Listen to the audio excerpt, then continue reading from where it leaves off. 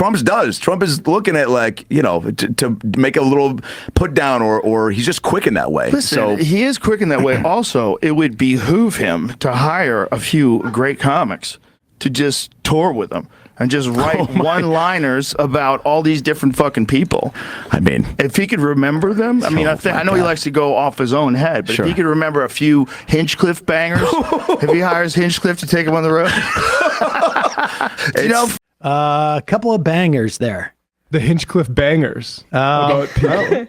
The Hinchcliffe banged, and Sam Seder and Emma Vigeland were speculating about Joe Rogan's involvement with comedian Tony Hinchcliffe's appearance at Donald Trump's Madison Square Garden rally, in which Tony Hinchcliffe said some really racist and offensive things. We're going to take a look at clips from the Majority Report with Sam Seder and Emma Vigeland, as well as clips from Joe Rogan's show. I will share my thoughts from time to time also.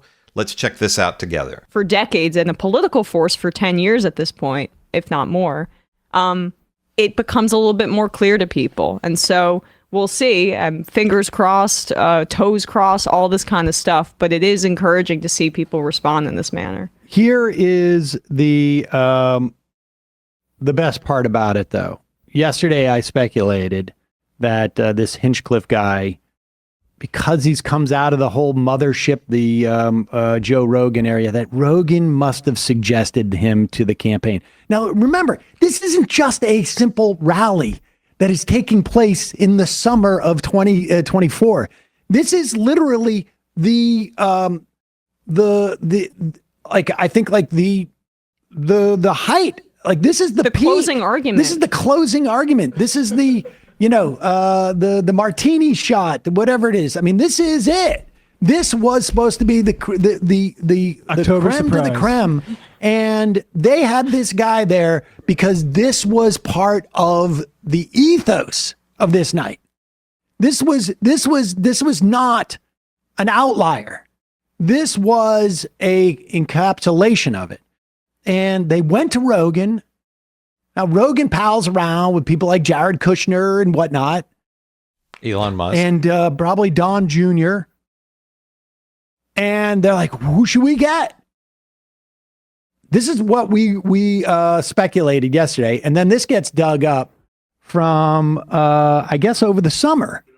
Mid-August. It's only about a month and a half ago. Episode 21. With Adam Ray. And this is not direct proof that this was a Joe Rogan special, but Trump's does. Trump is looking at, like, to make a little put down or he's just quick in that way. Listen, he is quick in that way. Also, it would behoove him to hire a few great comics to just tour with him and just write one-liners about all these different fucking people. I mean, if he could remember them, I mean, I know he likes to go off his own head, but Sure. if he could remember a few Hinchcliffe bangers, if he hires Hinchcliffe to take him on the road, do you know how fucking insane that would be? Yeah, dude. Hinchcliffe writing bangers for Trump to shit on people. Comedy cures, and it also is like sometimes what kind of just pushes things over the top. Dude. I couldn't have said it better. It really is one of those things that pushes things over the top. Yeah.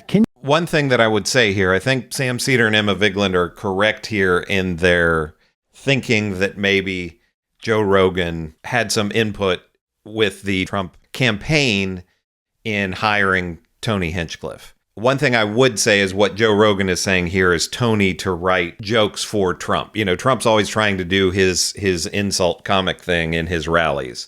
And so Joe Rogan is talking about him writing jokes for Trump, not necessarily Tony Hinchcliffe performing. So that is a little bit of a distinction there.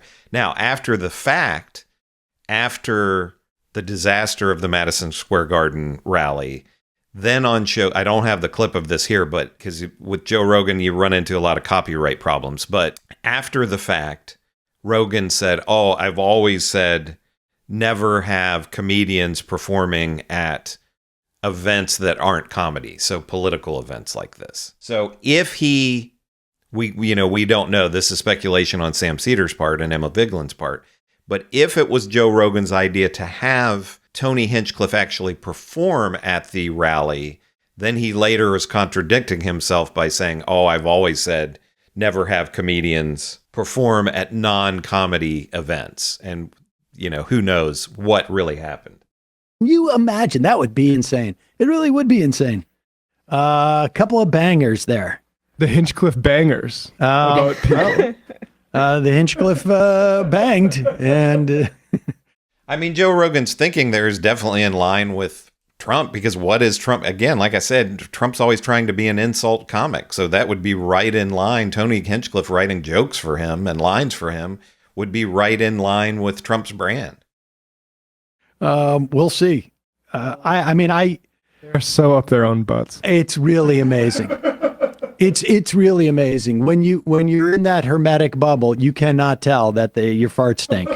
I And mean, you're just like, wait, what? Why is everybody crinkling their nose when they come in here? but isn't this the most beautiful kind of full circle moment for the right wing comedy white bro space, where they've insisted that they're the only truth tellers left in They save society, comedy. as there's like these incredible comics who are LGBTQ, who are different races, who are coming up and saying things using more experimental on stage, all this kind of stuff. Or you can be a white guy like Stavros and have great politics and still be funny as hell.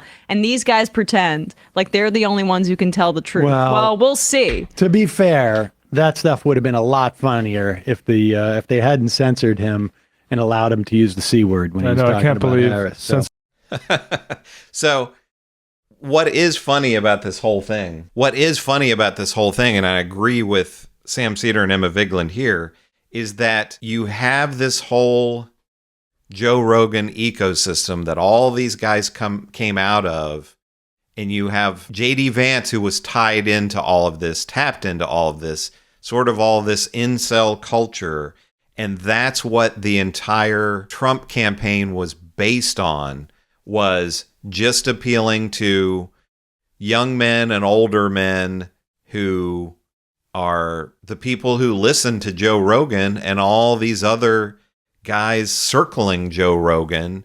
And that was their entire campaign, was to only try to appeal to them and to not appeal to anybody outside of that. And it looks like, I'm recording this on election day, I think Kamala Harris is going to win, probably fairly handily.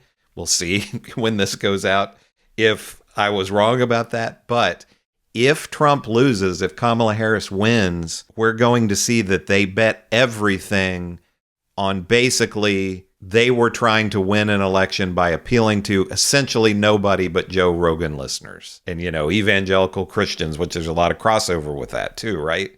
So, and people have talked a lot about how JD Vance is so tied in to the incel culture and 4chan and 8chan and all that nonsense, and doesn't really know how to relate anymore to regular people who are outside of that. You see how unrelatable JD Vance is, and the entire campaign was based on appealing to those kind of people and not anybody. You know, I'm being disparaging when I say other people outside of that are the normal people, but you got a lot of weird people in that space. And they went entirely towards bro culture when it looks like it's going to be women that determine this election. And that was a catastrophic mistake for Donald Trump, in my opinion. But what do you think about what Sam Seder and Emma Vigeland have to say about Joe Rogan, Tony Hinchcliffe, their connection to Donald Trump? Let me know in the comments. I love to read your comments. Make sure to give me a like and subscribe. It helps the channel to grow. I'm growing quickly. I want to keep growing to bring out more content like this. This is Chris on Culture. I will see you in the next video.